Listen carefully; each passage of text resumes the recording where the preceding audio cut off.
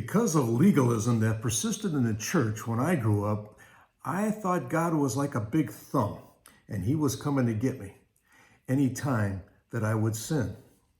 And it could be breaking the Ten Commandments, or it could be just something that in the church, in their opinion, was wrong.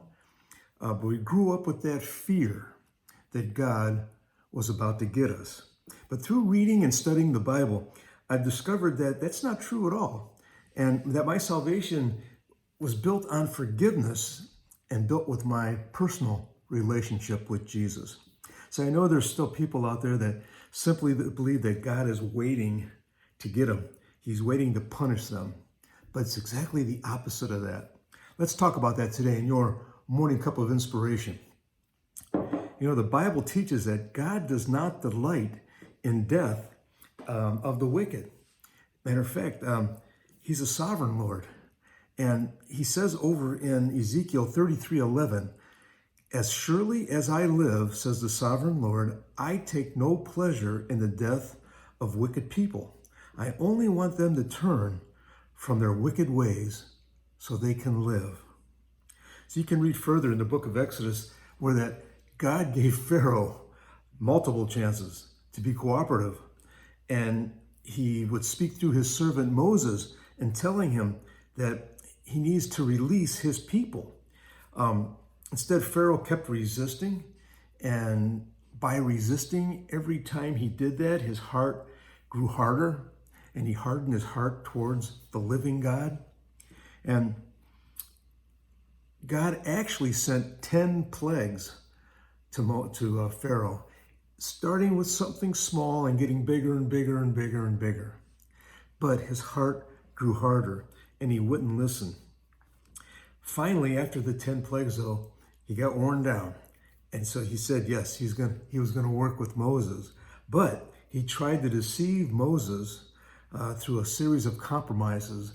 But Moses, through his discernment, saw through it and did not compromise. So God sent one final judgment on Pharaoh. And it was cruel, it was harsh. Some people even says that it was extreme.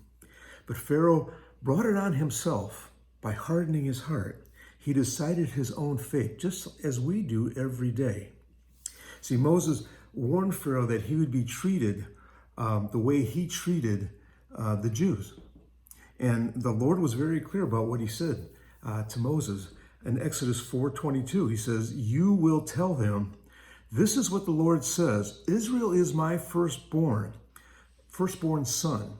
I commanded you, let my son go so he can worship me. But since you have refused, I will now kill your firstborn son."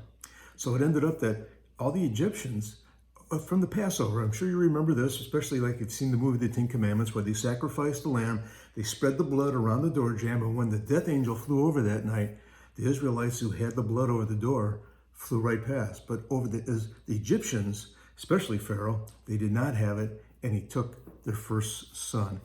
But Pharaoh had only himself to blame because God gave him every opportunity, but he had hardened his heart. See, God won't use the big thumb on you, but he will shake things up to get your attention. And if something is going on and you're not sure, ask, Lord, what are you trying to tell me? Keep your mind open to him. He's directing us every day if we'll only listen, if we'll only accept. See, you never want to play chicken with God because you're never going to win. So don't try to do that. Don't try just to decide your own fate. Let God lead you. Let him direct you. Just ask him, and he will. God bless everyone. Look forward to seeing you again for another morning cup of inspiration. Have a wonderful day.